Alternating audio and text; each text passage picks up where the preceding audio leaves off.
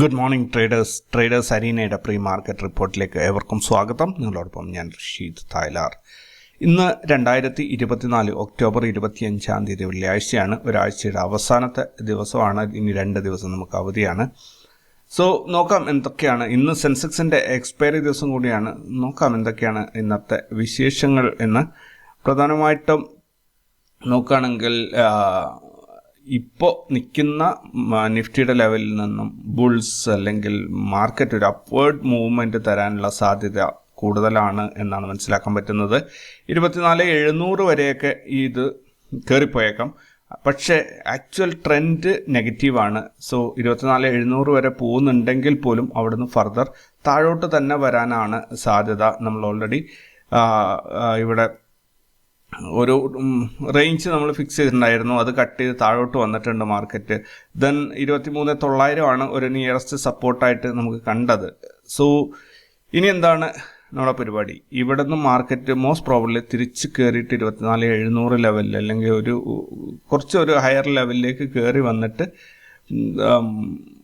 Market further അവിടെ നിന്ന് തീരുമാനമെടുക്കും എന്നാണ് മനസ്സിലാക്കാൻ സാധിക്കുന്നത്. ഇപ്പോൾ നമ്മൾ ഈ ട്രെൻഡ് ലൈനും ഒരു 20-day EMA ഒക്കെ വെച്ചിട്ട്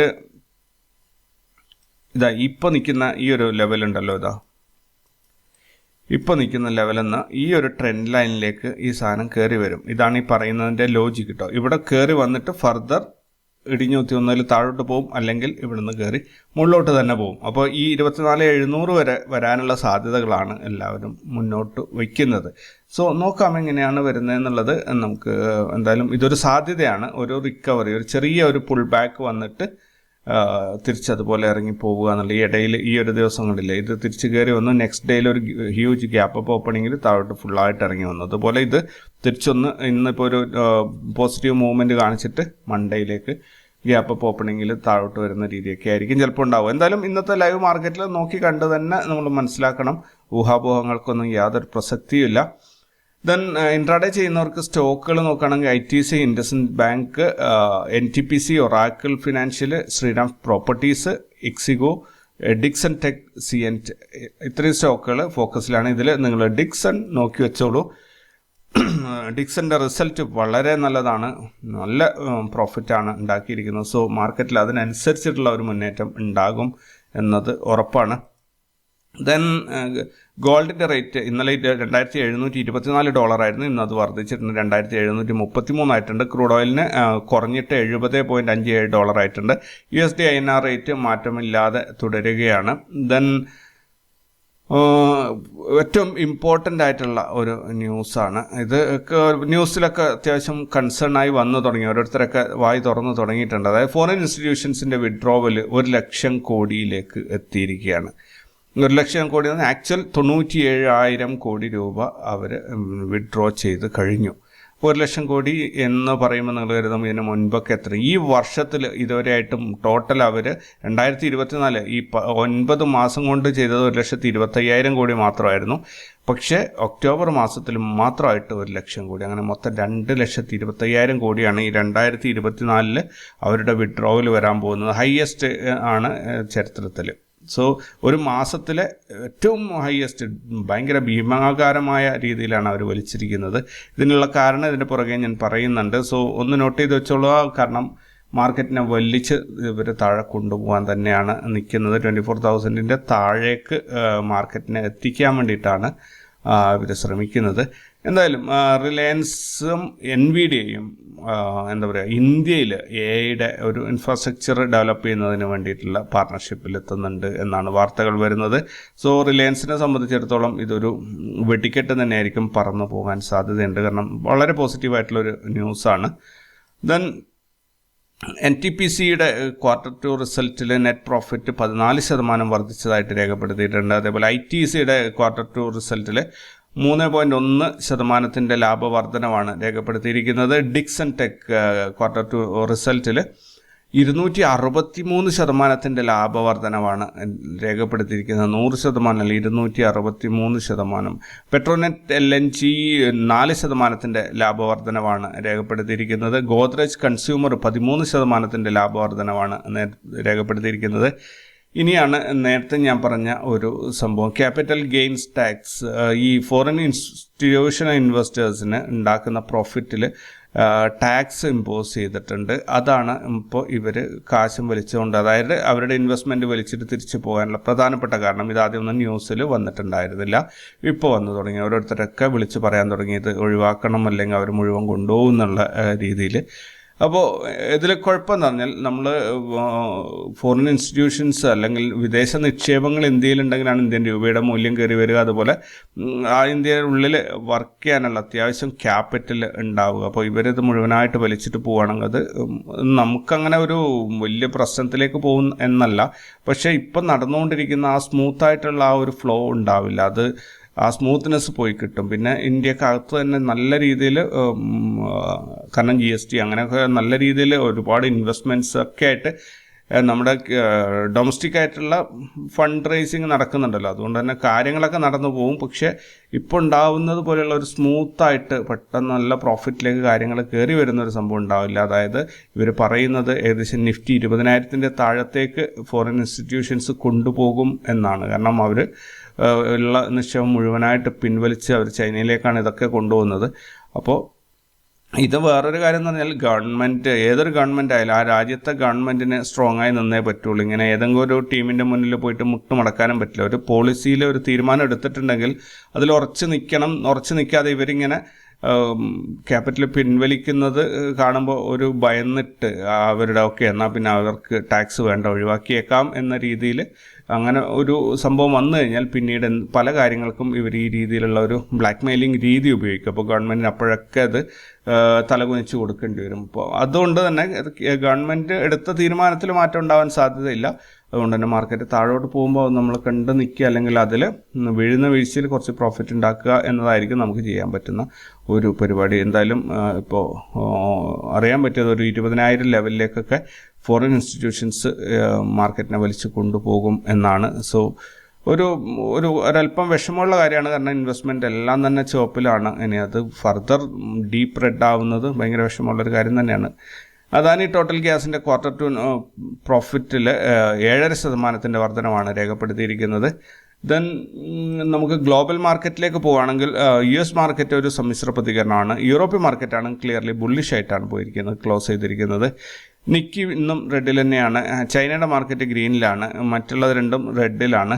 ഇനി നമുക്ക് ഗിഫ്റ്റ് നിഫ്റ്റിയിലേക്ക് നോക്കുകയാണെങ്കിൽ ഗിഫ്റ്റ് നിഫ്റ്റി ഇന്നലെ ക്ലോസ് ചെയ്ത് 24,462 ഇന്ന് ഓപ്പൺ ആയത് 24,438 gap 24 point gap down opening ആണ്. അവിടുന്ന് വീണ്ടും 24,452 വരെ മാർക്കറ്റ് കയറി വന്നിട്ടുണ്ട്. അതായത് ഓപ്പണായ സ്ഥലത്തു നിന്ന് 14 പോയിന്റ് മുകളിലാണ്. പക്ഷേ ഇന്നലെ ക്ലോസ് ചെയ്ത സ്ഥലത്തു നിന്ന് 10 പോയിന്റ് താഴെയാണ് ഇപ്പോൾ മാർക്കറ്റ് നിൽക്കുന്നത്, ഗ്രീൻ ക്യാൻഡിലാണെങ്കിൽ കൂടി. ദെൻ ഗ്ലോബൽ ഈവൻസ് നോക്കുകയാണെങ്കിൽ UK GFK consumer confidence, India foreign exchange reserves, China FDI year on year, Germany LFO business climate, USA durable goods orders month on month, USA Michigan consumer sentiment final. ഇത്രയും global ഡാറ്റകളാണ് പുറത്തു വരാനുള്ളത്. Then result announce ചെയ്യുന്ന കമ്പനികൾ നോക്കണം, ഒരുപാട് കമ്പനികളുണ്ട് കേട്ടോ, 300+ companies ഉണ്ട്. Torrent pharma, Texmaco rail and engineering, Tatvachintan pharma, Zee media, Shriram finance, NLC India, Shakti pumps, Orient electric, NIIT, Rane brake linings, JSW steel, coal India, DLF, Cholamandalam investment, IDBI bank, Hindustan petroleum corporation, then Inox wind, Bharat electricals, Bharat BEL, okay രണ്ടെണ്ണം ഉണ്ട്, BHEL ഉണ്ട്, BEL ഉണ്ട്, confuse ആവരുത്, Bandhan bank. ഇത്രയും സ്റ്റോക്കുകളാണ് ഇത്രയും കമ്പനികളാണ് ഇന്ന് result announce ചെയ്യുന്നുള്ളത്. ദെൻ F&O ബാനിൽ വന്നിരിക്കുന്ന Aarti Industries, NMDC, Bandhan Bank, Escorts, PEL, IX, RBL Bank, India Mart, Manappuram Finance, ഇത്രയും കമ്പനികളാണ് ഇന്ന് F&O ബാനിൽ വന്നിട്ടുള്ളത്. ദെൻ ഇന്നലത്തെ ഇൻസ്റ്റിറ്റ്യൂഷണൽ ആക്ടിവിറ്റീസ് നോക്കുകയാണെങ്കിൽ ഇന്നലെ 5,062 കോടിയുടെ നെറ്റ് സെല്ലിംഗ് ആണ് ഫോറിൻ ഇൻസ്റ്റിറ്റ്യൂഷൻസ് ചെയ്തത്. അതേസമയത്ത് 3,620 കോടിയുടെ ബൈയിങ് ആണ് ഡൊമസ്റ്റിക് ഇൻസ്റ്റിറ്റ്യൂഷൻസ് ചെയ്തത്. അങ്ങനെ 1,441 കോടിയുടെ നെറ്റ് സെല്ലിംഗ് ആണ് ഇന്നലെ ഇൻസ്റ്റിറ്റ്യൂഷണൽ ഇൻവെസ്റ്റേഴ്സിൻ്റെ ഭാഗത്തു നിന്നുണ്ടായത്. ഇനി മൊത്തത്തിൽ നോക്കുകയാണെങ്കിൽ 95,518 കോടിയുടെ നെറ്റ് സെല്ലിംഗ് ആണ് ഈ മാസത്തിൽ നടന്നിരിക്കുന്നത്. അതേസമയത്ത് ഡൊമസ്റ്റിക് ഇൻസ്റ്റിറ്റ്യൂഷൻസ് 92,230 കോടിയുടെ നെറ്റ് ബൈയിങ് ആണ് ചെയ്തിരിക്കുന്നത്. മൊത്തത്തിൽ നോക്കുകയാണെങ്കിൽ 3,187 കോടിയുടെ നെറ്റ് സെല്ലിംഗ് ആണ് മാർക്കറ്റിൽ ഉണ്ടായിരിക്കുന്നത്. ഡൊമസ്റ്റിക് ഇൻസ്റ്റിറ്റ്യൂഷൻസ് അത്യാവശ്യം നല്ല രീതിയിൽ പമ്പ് ചെയ്യുന്നുണ്ട് പണം, പക്ഷേ മാർക്കറ്റിനെ പിടിച്ചു നിർത്താൻ പറ്റുന്നില്ല എന്നുള്ളതാണ് സത്യം. നിഫ്റ്റി ഇന്നലെ 24,413 ഓപ്പണായി 13 പോയിന്റ് നഷ്ടത്തിൽ 24,399 ക്ലോസ് ചെയ്തു. 5 ദിവസം കൊണ്ട് നിഫ്റ്റിയിൽ 624 പോയിന്റിൻ്റെ ഒരു നഷ്ടമാണ് ഉണ്ടായിരിക്കുന്നത്. ഈ മാസത്തിൽ 1,389 പോയിന്റ് അഥവാ 5.39% ഒരു നഷ്ടമാണ് നിഫ്റ്റിക്ക് ഉണ്ടായിരിക്കുന്നത്. ഇന്നലെ നിഫ്റ്റിയിൽ നോർമൽ CPR ആയിരുന്നു, അതേപോലെ പ്രൈസ് ആക്ഷൻ അതിനെ ക്രോസ് ചെയ്തിട്ടില്ല, വെർജിൻ CPR ആണ്. അങ്ങനെ വരുമ്പോൾ ഇന്ന് നാരോ CPR ആണ്. ശരിക്കും അടിച്ചു കയറി പോകാനോ ഇറങ്ങാനോ വലിയൊരു മൊമെൻറ്റം, അപ്പ് ഡൗൺ മൂവ്മെൻറ്റ്, ഭയങ്കര ഹെവി ആയിട്ടുള്ള ഒരു മൊമെൻറ്റം വരാനുള്ള സാധ്യതയുണ്ട്. കണ്ടിന്യൂസ്ലി വൺ സൈഡ് മൂവ്മെൻ്റ് ആയിരിക്കും എന്ന് പൂർണ്ണമായിട്ടും പറയാൻ പറ്റില്ല. ഒന്നുകിൽ താഴോട്ട് അല്ലെങ്കിൽ മുകളിലോട്ട് അടിച്ചു കയറി പോകും. ഭയങ്കരമായിട്ട് മുകളിലോട്ട് കയറിപ്പോയി അതേ സ്പീഡിൽ താഴോട്ടും വരും. അപ്പോൾ അങ്ങനെയുള്ള ഒരു അപ്പ് ഡൗൺ മൂവ്മെൻറ്റ് ഹെവി ആയിരിക്കും ഇന്ന്. ഇന്ത്യ വിക്സ് ഇന്ന് ഓപ്പൺ ആകാൻ പോകുന്ന 13.97 പക്ഷേ ബയേഴ്സിന് നല്ലൊരു വിക്സ് ആണ്. പുട്ട് കോൾ റേഷ്യോ നിഫ്റ്റിയുടെ 0.76 ആണ്. നമ്മുടെ മീറ്റർ കാണുന്ന പോലെ ഒരു സൈഡ് വൈസ് അല്ലെങ്കിൽ ന്യൂട്രൽ മൂവ്മെൻ്റ് ആണ് ഇത് സൂചിപ്പിക്കുന്നത്. അങ്ങനെ വരികയാണെങ്കിൽ 24,500 ഹയസ്റ്റ് കോൾ റേറ്റിംഗ് ഉള്ളത് 60 ലക്ഷം. 24,000 58 ലക്ഷം പുട്ട് റേറ്റിംഗ് ഉണ്ട്. കോൾ റേറ്റിംഗ് ആണ് കൂടുതൽ, പക്ഷേ പുട്ട് കോൾ റേഷ്യോ 0.76 ആണ്. സോ ഒരു സൈഡ് വൈസ് അല്ലെങ്കിൽ ഒരു ന്യൂട്രൽ മൂവ്മെൻ്റ് ആണ് അത് സൂചിപ്പിക്കുന്നത്. നോക്കാം എന്തായാലും. പക്ഷേ വിക്സും CPR ഒക്കെ സപ്പോർട്ടീവ്, ഹെവി മൂവ്മെൻറ്റുള്ള ഒരു സപ്പോർട്ടീവായ രീതിയിലാണ് നിൽക്കുന്നത്. നോക്കട്ടെ എന്തായാലും ലൈവ് മാർക്കറ്റിൽ നമുക്കത് കണ്ടറിയുക തന്നെ വേണം. ദെൻ ബാങ്ക് നിഫ്റ്റി ഇന്നലെ 258 പോയിന്റിൻ്റെ ഒരു ലാഭമാണ് ഉണ്ടാക്കിയത്. ഫിൻ നിഫ്റ്റി 82 പോയിന്റിൻ്റെ മുന്നേറ്റം ഉണ്ടാക്കി. സെൻസെക്സ് 33 പോയിന്റിൻ്റെ ഒരു നഷ്ടമാണ് ഉണ്ടാക്കിയത്. നിഫ്റ്റി മിഡ് ക്യാപ്പ് 41 പോയിന്റിൻ്റെ ഒരു ലാഭമാണ് ഉണ്ടാക്കിയത്. ഇവിടെ ഒരു കാര്യം നമ്മൾ ശ്രദ്ധിക്കേണ്ടത്, ഈ ബാങ്ക് നിഫ്റ്റി, ഫിൻ നിഫ്റ്റി അതൊക്കെ എന്ന് പറഞ്ഞാൽ ഒരു സെക്ടറൽ ഇൻഡെക്സുകളാണ്. സെൻസെക്സ്, നിഫ്റ്റി, മിഡ് ക്യാപ്പ് ഇതെല്ലാം എന്ന് പറഞ്ഞാൽ മേജർ ഇൻഡെക്സുകളാണ്. ഈ മേജർ ഇൻഡെക്സുകളിൽ നിഫ്റ്റിക്കും സെൻസെക്സും അത് രണ്ടും ഒരേ ദിശയിൽ പോകുന്നതാണ്. അതിന് രണ്ടിനും ഇന്നലെ ലോസാണ് ഉണ്ടായത്. പക്ഷേ അതൊരു ഡോജി പോലെയുള്ള ചെറിയ ലോസാണ്. സോ മാർക്കറ്റ് ഒരു തിരിച്ചൊരു അപ്പ് മൂവ്മെൻറ്റ് തരാനുള്ള സാധ്യത ഇവിടെ വളരെ കൂടുതലാണ്. എന്ന് വെച്ച് കണ്ണടച്ച് പോയി ഇന്ന് കോൾ സൈഡിലേക്കൊന്നും എൻട്രി എടുക്കരുത്. മാർക്കറ്റ് എങ്ങോട്ടാണോ പോകുന്നത് അത് നോക്കിയിട്ട് അതിനനുസരിച്ച് ചെയ്യുക. ഗ്യാപ്പ് ഡൗൺ ഓപ്പണിങ്ങിൽ ചിലപ്പോൾ മുകളിലോട്ട് കയറി വരാൻ സാധ്യതയുണ്ട്, ഗ്യാപ്പ് അപ്പ് ഓപ്പണിങ്ങിൽ ബെയറിഷ് മൂവ്മെൻറ്റ് കിട്ടാനുള്ള സാധ്യത അങ്ങനെയൊക്കെ ഉണ്ട്. സോ ലൈവ് മാർക്കറ്റിൽ നോക്കിയിട്ട് മാത്രം ചെയ്യുക. ഇനി ഇന്നലത്തെ നിഫ്റ്റിയുടെ റാസ് ലെവൽസ് എങ്ങനെ ഉണ്ടായിരുന്നു എന്ന് നോക്കിക്കഴിഞ്ഞാൽ കാര്യമായിട്ടൊന്നും പറയാനൊന്നുമില്ല. പ്രീവിയസ് ഡേ ലോയിൽ കിടന്ന് കറങ്ങിയിട്ട് അങ്ങ് തീർത്തു എന്നേ ഉള്ളൂ. ഇന്നത്തേക്ക് നമ്മൾ നോക്കുകയാണെങ്കിൽ ഇന്നത്തെ CPR കണ്ടില്ലേ, നോ ട്രേഡ് സോണിൻ്റെ അകത്ത് വളരെ നാരോ ആയിട്ടുള്ള ഒരു CPR ആണ്. 10 പോയിന്റിനുള്ളിലാണ് CPR വന്നിട്ടുള്ളത്. അതുപോലെ നോ ട്രേഡ് സോൺ 23 പോയിന്റിൻ്റെ അതിൻ്റെ അകത്താണ് ഇത് വന്നിട്ടുള്ളത്. അപ്പോൾ നമുക്ക് കിട്ടുന്ന നോ ട്രേഡ് സോൺ എന്ന് പറഞ്ഞു കഴിഞ്ഞാൽ വളരെ ചെറുതായിരിക്കും. ഒരു 23 പോയിന്റിൻ്റെ നോ ട്രേഡ് സോണാണ് ഇന്നത്തേക്ക് നമുക്ക് ഡിഫൈൻ ചെയ്യാനുള്ളത്. ഇനി നമുക്ക് മറ്റ് സപ്പോർട്ട് റെസിസ്റ്റൻസ് ഇവിടെയാണ്. ഈ ഒരു സോണിൽ 24,420 മുതൽ 397 വരെയുള്ള ഈ ഒരു സോൺ നമുക്ക് നോ ട്രേഡ് സോണായിട്ട് ഫ്രഷ് എൻട്രി എടുക്കാതെ ഒഴിവാക്കാം. ഇതിൻ്റെ പുറത്ത് വളരെ പെട്ടെന്ന് തന്നെ മാർക്കറ്റ് ഓപ്പൺ ആകുമ്പോൾ തന്നെ ചിലപ്പോൾ നിങ്ങൾക്ക് ഇതിൻ്റെ പുറത്തേക്ക് മാർക്കറ്റ് മൂവ്മെൻറ്റ് കിട്ടും. അപ്പം പെട്ടെന്ന് തന്നെ ഓർഡർ എടുക്കാൻ സാധിക്കും. ദെൻ ഇവിടെ ഒരു റെസിസ്റ്റൻസ് വരാൻ സാധ്യതയുള്ള പ്രീവിയസ് ഡേ ഹൈയിൽ 24,506, 480 എന്ന 26 പോയിന്റിന് ഈ ഒരു സോണിൽ മാർക്കറ്റിൽ ഒരു ചെറിയൊരു കൺസൾട്ടേഷൻ വരും. കട്ട് ചെയ്ത് കയറി പോകാൻ സാധ്യതയുണ്ട്. കയറി പോകുന്നുണ്ടെങ്കിൽ ഇന്നത്തെ ഡേ ഹൈ വരുന്നത് അല്ലെങ്കിൽ ഒരു മാക്സിമം റെസിസ്റ്റൻസ് വരുന്ന ഒരു സ്ഥലം എന്ന് പറഞ്ഞു കഴിഞ്ഞാൽ 24,592, 579 എന്ന 13 പോയിന്റിൻ്റെ ഈ ഒരു സോണിൽ നല്ലൊരു റിജക്ഷൻ ഉണ്ടാവും. ഇന്ന് പ്രതീക്ഷിക്കുന്ന ഹൈയും 24,579 ഒരു റെയർ കേസിൽ മാർക്കറ്റ് 24,679 വരെ കയറിപ്പോയേക്കാം. ഇനി ഒരു സപ്പോർട്ട് ലൈനിലേക്ക് വരികയാണെങ്കിൽ മാർക്കറ്റ് ഒരു ഫ്ലാറ്റ് ഓപ്പണിങ്ങിലാണ് ഞാൻ പറയുന്നത്. ഇവിടെ യെസ്റ്റർഡേ ലോയിൽ ഇവിടെ മാർക്കറ്റിന് ഒരു സപ്പോർട്ട് ചെറിയൊരു കൺസോൾട്ടേഷൻ വരാൻ സാധ്യതയുണ്ട്. 341, 311 എന്നുള്ള ഒരു 30 പോയിന്റിൻ്റെ സോണിൽ ഒരു കൺസോൾട്ടേഷൻ വരാൻ സാധ്യതയുണ്ട്. ഇനി 24,220 ഇന്നത്തെ ഡേ ലോ പ്രതീക്ഷിക്കുന്നത്. ഇവിടെ എന്തായാലും മാർക്കറ്റ് ഇതിൻ്റെ ഫർദർ താഴോട്ട് പോവാതെ കടുകട്ടി സപ്പോർട്ടായിട്ട് ഇവിടെ നിൽക്കാൻ സാധ്യതയുണ്ട്. കാരണം ഒരു 5 പോയിന്റിൻ്റെ ഒരു സോണാണ് ഇവിടെ ഫോം ചെയ്തിട്ടുള്ളത്. ഈ രണ്ട് ലൈൻസ് തമ്മിലുള്ള ഗ്യാപ്പ് കുറഞ്ഞു വരും തോറും അവിടെ സപ്പോർട്ട് കൂടുതൽ സ്ട്രോങ് ആവാനുള്ള സാധ്യത കൂടുതലാണ്. ദെൻ ഒരു റെയർ കേസിൽ മാർക്കറ്റ് ഇന്ന് 24,138 വരെയും ഇറങ്ങിപ്പോകാനുള്ള സാധ്യതയുണ്ട്. അത് റെയർ കേസിലാണ്. എനിക്ക് തോന്നുന്നു 24,220 മാർക്കറ്റ് സ്റ്റോപ്പ് ആവും. മുകളിലോട്ട് കയറുകയാണെങ്കിൽ 579, 600 ലെവലിൽ 592 ലെവൽ വരെയും കയറിപ്പോയേക്കാം. ഇതാണ് ഇന്നത്തെ ഒരു പ്രതീക്ഷ. പക്ഷേ ലൈവ് മാർക്കറ്റ് ഓപ്പൺ ആയതിനു ശേഷം മാത്രം തീരുമാനിക്കുക. നല്ല മൂവ്മെൻറ്റ്, അപ്പ് ഡൗൺ മൂവ്മെൻറ്റ്, ഈ രീതിയിൽ ഇങ്ങനെയുള്ള മൂവ്മെൻറ്റ് കിട്ടാൻ വളരെ സാധ്യത കൂടുതലാണ്. അല്ലെങ്കിൽ എക്സ്ട്രീം നാരോ ഈ ഒരു സോണിൻ്റെ അകത്ത് മാത്രമായിട്ട് മാർക്കറ്റ് പോകുന്നൊരവസ്ഥയുണ്ട്. അത് റെയർ കേസിൽ അങ്ങനെ ഉണ്ടാവാറുള്ളൂ. സോ ഒരു വലിയ മൂവ്മെൻറ്റ് കിട്ടും എന്ന് തന്നെയാണ് ഞാൻ പ്രതീക്ഷിക്കുന്നത്. നമുക്ക് ലൈവ് മാർക്കറ്റിൽ നോക്കാം. കൂടുതൽ വാർത്തകൾ, വിശേഷങ്ങളൊക്കെ നമുക്ക് അടുത്ത വീഡിയോയിൽ കാണാം. അപ്പോൾ നമ്മുടെ ടെലിഗ്രാം ഗ്രൂപ്പിൽ ജോയിൻ ചെയ്യാൻ ബാക്കിയുള്ളവർ ആർക്കൊക്കെയാണ് ഫ്രീ ട്രയൽ വേണ്ടത്, എനിക്കൊരു രജിസ്ട്രേഷൻ നമ്പർ ഒന്ന് ഫോർവേഡ് ചെയ്താൽ മതി. ഞാൻ ഫ്രീ ട്രയൽ നിങ്ങൾക്ക് തരാം. അപ്പോൾ അതിനകത്ത് കയറിയിട്ട് എന്താണ് ഈ സംഭവം എന്നറിയാൻ പറ്റും. ദെൻ എന്താ പറയുക, കോപ്പി ട്രേഡിങ്ങിൽ സ്ലോട്ടുകളുണ്ട്. ആർക്കെങ്കിലും ജോയിൻ ചെയ്യാൻ താല്പര്യമുണ്ടെങ്കിൽ അതിൽ ജോയിൻ ചെയ്യുക. ഇപ്പോൾ നമ്മൾ ഓൾറെഡി പ്രോഫിറ്റിലേക്ക് എത്തിയിട്ടുണ്ട്. ദെൻ പോർട്ട്ഫോളിയോ മാനേജ്മെൻറ്റുമായിട്ട്, അല്ലെങ്കിൽ ഇപ്പോൾ ഞാൻ ഈ പോർട്ട്ഫോളിയോ മാനേജ്മെൻറ്റിൻ്റെ കാര്യം ഈ ഇടയിൽ പറഞ്ഞുകൊണ്ടിരിക്കാൻ പ്രധാനപ്പെട്ട ഒരു കാര്യം എന്താണെന്ന് പറഞ്ഞു കഴിഞ്ഞാൽ, ഇപ്പോൾ മാർക്കറ്റ് ഇടിഞ്ഞ് താഴെ എത്തി നിൽക്കുകയാണ്. സ്റ്റോക്കുകളെല്ലാം, ക്വാളിറ്റി സ്റ്റോക്കുകളെല്ലാം തന്നെ ഡിസ്കൗണ്ടഡ് പ്രൈസിൽ കിട്ടുന്നുണ്ട്. ഈ സമയത്തേക്ക് വാങ്ങിച്ച് വെച്ച് കഴിഞ്ഞാൽ കയ്യിൽ അത്യാവശ്യമില്ലാത്ത കാശുണ്ടെങ്കിൽ അവിടെ ഇട്ട് കഴിഞ്ഞാൽ ഉറപ്പായിട്ടും അത് ചിലപ്പോൾ ഒരു വർഷത്തിനുള്ളിൽ 40-50% ഗ്രോത്ത് തരാൻ സാധ്യതയുണ്ട്. അപ്പോൾ അതുകൊണ്ടാണ് ഞാൻ ഈ പോർട്ട്ഫോളിയോ എന്ന് ഇടയ്ക്കിടയ്ക്ക് പറഞ്ഞുകൊണ്ടിരിക്കുന്നത്. നിങ്ങളുടെ സ്റ്റോക്കിൽ ഇൻവെസ്റ്റ്മെൻറ്റ് ആയിരിക്കണം മേജർ. നിങ്ങൾക്ക് ഒരു 50 ലക്ഷം രൂപ നിങ്ങളുടെ കയ്യിലുണ്ടെങ്കിൽ അതിൽ 40 ലക്ഷം രൂപയും നിങ്ങൾ സ്റ്റോക്കിലും ETF-ലും മ്യൂച്വൽ ഫണ്ടിലേക്ക് തന്നെ മാറ്റണം. ബാക്കിയുള്ള 10 ലക്ഷം രൂപ വെച്ചിട്ട് നിങ്ങൾ ഇൻട്രാഡേയോ ഷോർട്ട് ടേം ഗെയിൻ കിട്ടുന്ന കളികളൊക്കെ കളിക്കാൻ കുഴപ്പമൊന്നുമില്ല. ഓപ്ഷൻസിലേക്ക് ഫ്യൂച്ചർ ആൻഡ് ഓപ്ഷൻസിലേക്ക് പോകുന്നതെങ്കിൽ ടോട്ടൽ ക്യാപിറ്റലിൻ്റെ 10% വെച്ച് മാത്രമേ പോകാൻ പാടുള്ളൂ. അപ്പോൾ ആ രീതിയിൽ അത് ശ്രദ്ധിച്ച് തന്നെ കൈകാര്യം ചെയ്യണം. എനിക്ക് ഓരോ ദിവസവും എനിക്ക് കോൾസ് വരാറുണ്ട്. ഒരുപാട് പേരുടെ സങ്കട കഥകൾ മാത്രമാണ് ഞാൻ കേൾക്കാറുള്ളത്.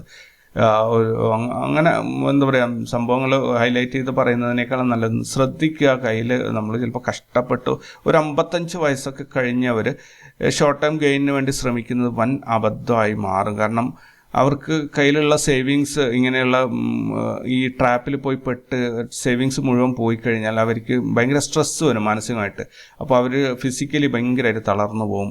പിന്നീട് അവർക്ക് വീണ്ടും ഇത്രയും പണം അധ്വാനിച്ച് സമ്പാദിക്കാൻ പറ്റാത്തൊരവസ്ഥയും വരും. അപ്പം നിങ്ങൾ 55 വയസ്സ് 50 വയസ്സ് 55 വയസ്സ് കഴിഞ്ഞവരാണെങ്കിൽ റിസ്കി ഗെയിമിലേക്ക് ഒന്നും തന്നെ പോകരുത്. വളരെ ചെറിയ പ്രോഫിറ്റ് ആണെങ്കിൽ കൂടി ഒരു ഗ്യാരൻറ്റീഡ് ആയിട്ടുള്ള സംഭവങ്ങളിലേക്ക്, അല്ലെങ്കിൽ നമുക്ക് എന്താ പറയുക, കഴുകിത്തുടച്ച് നമ്മളെ അക്കൗണ്ട് വാഷ് ഔട്ടായി പോകുന്ന അവസ്ഥയിലേക്കുള്ള ഒരു പരിപാടികളിലേക്കും നിങ്ങൾ പോകാതിരിക്കുക. ഓൾറൈറ്റ്. അപ്പോൾ കൂടുതൽ ഇൻഫർമേഷൻസ് എൻ്റെ മൊബൈൽ നമ്പർ ഇതിൻ്റെ താഴെ കൊടുക്കുന്നുണ്ട്. വാട്സപ്പിൽ എനിക്കൊരു മെസ്സേജ് അയച്ചാൽ മതി.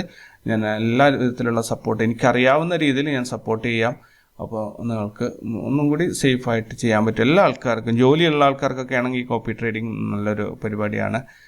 കാരണം നിങ്ങൾക്ക് ഓൾറെഡി ഒരു വരുമാനമുണ്ട്, അതിൻ്റെ കൂടെ ഒരു എക്സ്ട്രാ ഒരു മന്ത്ലി ഒരു 20-30% നമുക്ക് ഉണ്ടാക്കാൻ പറ്റുകയാണെങ്കിൽ നല്ലൊരു കാര്യമല്ലേ. ക്യാപിറ്റലൊന്നും വലിയ ക്യാപിറ്റലൊന്നും ആവശ്യമില്ല. അതേപോലെ ടെലിഗ്രാം ഗ്രൂപ്പിൽ ട്രേഡിംഗ് ഒരു ഫുൾ ടൈം ആയിട്ട് കൊണ്ടു നടക്കുന്ന ആൾക്കാർക്കൊക്കെ, അല്ലെങ്കിൽ എന്താണ് ട്രേഡിംഗ് എന്ന് പഠിച്ചിട്ട് അത് എക്സ്പീരിയൻസ് ചെയ്യാൻ പോകുന്നവർക്കൊക്കെ ഒരു നല്ല ഒരു ഓപ്ഷനാണ് നമ്മളെ Telegram group. So maximum support ചെയ്യുക. ടെലിഗ്രാം ഗ്രൂപ്പിൽ ജോയിൻ ചെയ്യാൻ ഫ്രീ ട്രയൽ എല്ലാവർക്കും ഞാൻ തരുന്നുണ്ട്. ഇതുവരെ എന്നോട് പറഞ്ഞ് എന്നെ കോൺടാക്ട് ചെയ്ത് എല്ലാവർക്കും ഫ്രീ ട്രയൽ കൊടുത്തിട്ടുണ്ട്. സോ അത് ഉപയോഗപ്പെടുത്തുക. ഓൾറൈറ്റ്. അപ്പോൾ കൂടുതൽ വാർത്തകളും വിശേഷങ്ങളൊക്കെ ആയിട്ട് നമുക്ക് അടുത്ത വീഡിയോയിൽ കാണാം. അതുവരേക്കും ടേക്ക് കെയർ ആൻഡ് ബൈ.